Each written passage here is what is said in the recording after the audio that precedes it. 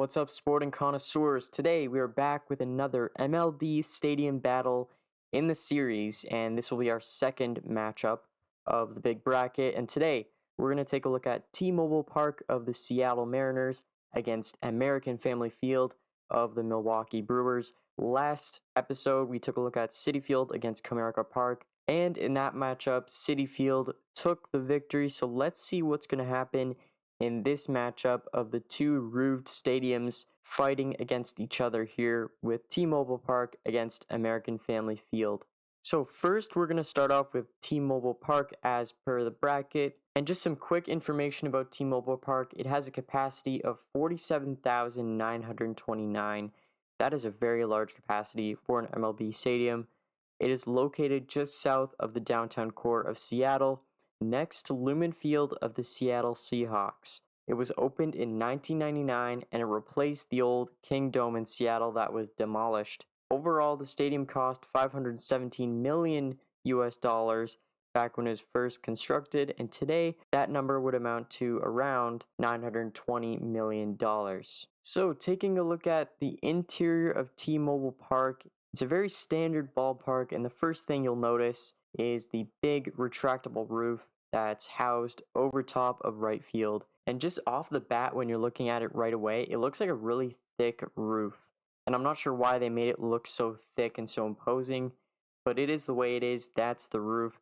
And basically what happens is it slides on a track back and forth, and it covers the stadium. It doesn't actually insulate the stadium from the outside, just because in Seattle the temperature is pretty moderate, it's pretty mild.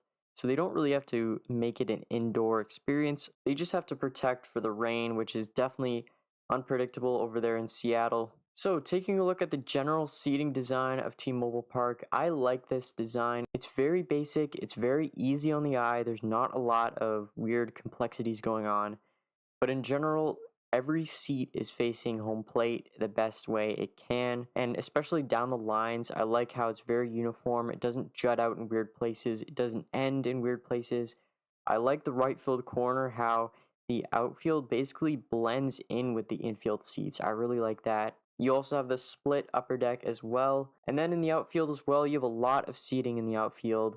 You got a few bleacher seats in left field, and then below the scoreboard in center field, and you have normal seating over there in right field. I do like how there's a lot of options at the stadium, and it does make it a packed atmosphere and capacity. Taking a look at the left field section, you do have the two bullpens kind of back to back over in left field. I find that's a really cool design because it kind of creates a little bit of a difference between left and right field, and it's not something where you have to make it symmetrical on both sides. And also behind the bullpen, you have another exclusive section over there. There's not many seats. It looks like just a drinking rail. And then you got the bleacher seat above that, which is also pretty nice. It's probably general admission, which is cool. And then of course you have the really terrific view of downtown Seattle that you can see from the seats on the first baseline. I like that a lot. I like how the stadium incorporated city views as much as it could. Let's talk about the scoreboard now. It's a pretty large scoreboard. When it was constructed, I believe it was one of the largest scoreboards in the MLB. Just in general, it looks massive when you look at it, so I do like that. And I also like scoreboards that are more wide anyways, just because it makes sense, and the way they put the seats right underneath the scoreboard is a really good touch. In terms of the batter's eye though, it's not really that interesting at all. It's just a black wall. I don't really love that, but really there's not much you could do about the batter's eye. I mean, it is pretty massive. I couldn't really get a lot of pictures of right field, but it is pretty standard. You have the two sections with that upper deck area. So they chose to kind of pack that area with more seats rather than having unique areas. In terms of the dimensions of T-Mobile Park, formerly known as Safeco Field, they did make this outfield wall modification, and they basically moved all the fences in except for right field. This ballpark was always a pitcher's park. It was always known as being more pitchers friendly. But now let's take a look at the seating chart, and you can see it's pretty standard. You do have that press box on the 200 level, which we will talk about later, but those are where the more premium seats are located. But in this one though, you could see how the infield looks. Yes, there are press boxes in that section, but I believe they turned it into seating. You could see it looks like it has like garage door opening things. That is the old press box, and that whole section was basically turned into a premium seating for fans. So I do like that change. I don't think the press boxes should be that low because that is prime real estate for some really expensive seats. It's pretty exclusive. You kind of have your whole entire section for yourself and your group. You have a little table. I'm sure there's going to be chairs on game day. I'm sure there's a lot of services going over to these seats, and they have probably the best view of the entire ballpark. But now for the exterior of T-Mobile Park, this is a wider view of T-Mobile Park right next to CenturyLink Field, now known as Lumen Field, and they're in kind of a more industrial zone. Like you got the shipping ports over there and generally a lot of highways and railways going through this entire section, but it's still like really close to the downtown core and you could tell there's a lot going on in this area. So in general, I'd say it's a great place to have a ballpark. But then in terms of the exterior design, I really like this rotunda here. The main rotunda at home plate looks really nice from the outside. It's definitely an industrial kind of design, especially with the tracks that have the roof on top. You know, you can't really escape it. It is what it is. And then you also have this left field gate. These are the main two gates, the left field one and the home plate one. The left field one has the famous mitt. It's that copper looking mitt design art piece over there. It looks pretty good. But yeah, in general, I like the gates over here in this ballpark, but they're not really tremendous. They're not going to do a lot for me. But yeah, in terms of T-Mobile Park, that's it for the critique. We're now going to move on to American Family Field, home of the Milwaukee Brewers. So for some quick facts about American Family Field, it has a capacity of 41,900. It is located near Interstate 94 west of Milwaukee's center. It was opened in 2001 and it replaced Milwaukee County Stadium. It cost 400 million US dollars back then, and today that would be around 670 million dollars. So this is American Family Field. I think it's definitely fitting to show the exterior of the stadium first. It looks really mighty, it looks grandiose, a great place to house a baseball team. But in terms of the general interior, it looks fantastic. I love the windows coming from the roof arches. I really love that in the infield. And then in the outfield, you do have a decent view. It's not just a whole lot of nothing. You do actually have windows going outside. So even if the roof is closed, you still get a little bit of a feeling of being in an outdoor park, which is really nice. The only issue with this is you do get a lot of shadows here, especially coming from those roof arch windows. But when this place is closed, the view is a little bit worse, I gotta say. It's not the best view at a baseball park, but really there's not much you could do here. It is an indoor stadium.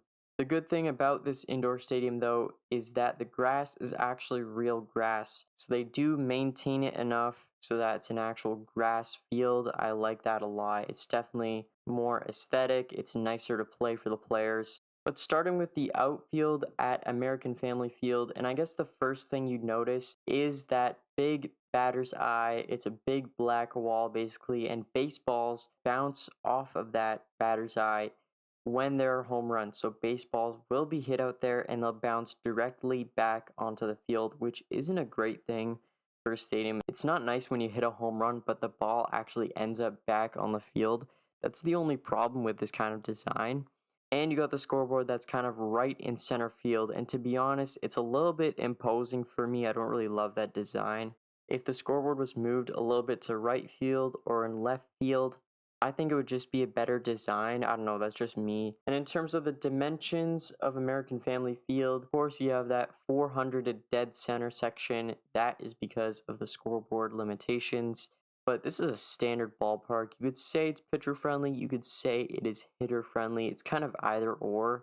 One thing to know about American Family Field is that there's a lot of premium bar sections where you could take your VIP group. You have a private bar, you got private food, and you could see that here in left field at the foul pole. You do have that club section, that bar section over there in left field, and it's right beside the big slide. And that slide is really important for the Milwaukee Brewers because whenever they hit a home run, their mascot basically goes down the slide, and it's a really fun kind of quirk in the ballpark. I really like that a lot. But right at the outfield wall, you have a restaurant area, another bar section, and then over here at the right field corner, it's basically at field level. It's right behind the outfield wall, and I do like how they have all these areas littered throughout the stadium. It's a pretty cool experience they have. I'm sure they sell a lot of tickets. In terms of the outfield seating, though, it is kind of minimal just because they lack the kind of space. But one thing about the wall here at American Family Field, it is separated from the entire stadium. So no seats actually overlook the wall. And again, that's another feature of a stadium that I'm not going to like. I just don't really love it when the wall is separated. Just make the seats connected to the wall. It just makes more sense. It looks better. But anyways, there's not a lot they can do at an indoor ballpark with such a footprint. So before we look at the infield, let's look at the seating plan of the stadium. It's definitely a different seating plan than T-Mobile Park. There's more smaller sections at the stadium. It does look like it has a pretty big 200 level section and a pretty big outfield, especially kind of at the corners. You could see also how the upper deck kind of juts out at the corners near the foul poles and right behind home plate, and down the baselines the upper deck actually gets a little bit smaller. That has to do with the way the roof operates. But looking at the infield seats, again, it's a really interesting design with the way the roof is. You have a few support beams right behind the plate, which is going to obstruct views. But just having two beams isn't really that bad. It's not the end of the world. Sometimes it has to be that way. I just love those windows, those arched windows below the roof. It's so cool to me. I really like that feature. I don't believe they have the same kind of bar sections that they have in the outfield in the infield. I believe it's just general seating and there's no kind of premium club VIP stuff. But guys, enough about the interior. But what really makes it special is the exterior of the stadium. It looks so cool. That roof design is definitely super unique. No other team in the MLB has it. No other team in the world has this kind of roof design, I believe. It's definitely one of a kind, and it's absolutely not something that engineers would do again, just because they have done a lot of renovations and they have to do more renovations on it. Just to actually maintain the roof, because it's such a weird structure, they have to do so many modifications to it. But yeah, in general, I like the contrast between the copper roof and the bricking on the exterior. It's just really nice. One thing that is kind of unfortunate about this stadium is the fact that it's kind of a concrete mess around the outside. What I mean by that is there's a lot of parking spaces. It's basically in a kind of dead zone of Milwaukee, and it is right beside a highway, so that doesn't help it. And this is a stadium that you definitely have to commute to by car. But you do have that really cool Little League field out in front of the parking lot. I do like that. It's a fun little addition. I don't know if they could play there on game days. In terms of the gates of American Family Field, they aren't very interesting. That's the only kind of issue with the exterior of the stadium. The gates are just doors that lead into the stadium, and I guess that's fine. There's not really much to say about gates. But if you look at Comerica Field with those tiger structures, that is a really cool exterior. I wish they had that, but they don't. And I mean, maybe just put a little bit more effort into the gates, make it a little bit more of a welcoming atmosphere for fans as well. It's just not really that great.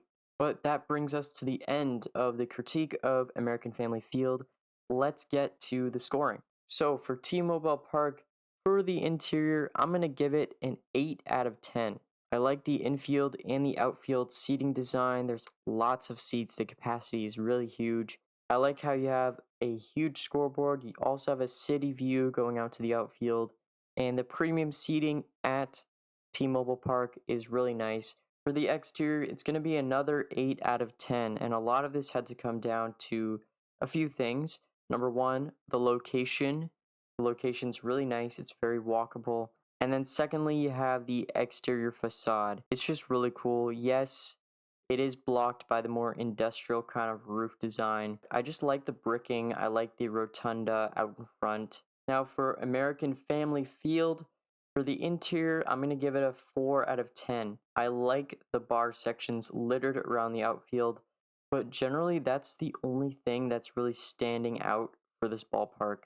But it lacks the premium VIP seating that's found in a lot of ballparks in the MLB. But for the exterior, it's going to be at a 6 out of 10. My only issue is it's kind of in a bad location. It's got a huge parking lot outside of the stadium, but you got to give it extra points for that beautiful looking roof, where the gates really aren't impressive at all. And there's a lot of problems with the stadium's location. You can only get there by car. But yeah, guys, based on the critique that I made and the scores that I gave, I'm going to give this win to T-Mobile Park. T-Mobile Park is going to move on, and we don't know who they're going to face yet. It's going to be either Dodger Stadium or Angel Stadium.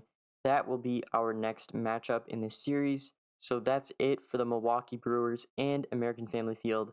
T-Mobile Park moves on. That's going to conclude this episode. Thank you so much for watching. Please give it a like and subscribe to my channel. We are chasing our next subscribers milestone. Thank you so much for 100 subscribers. But yeah, thank you so much for watching. That'll be it.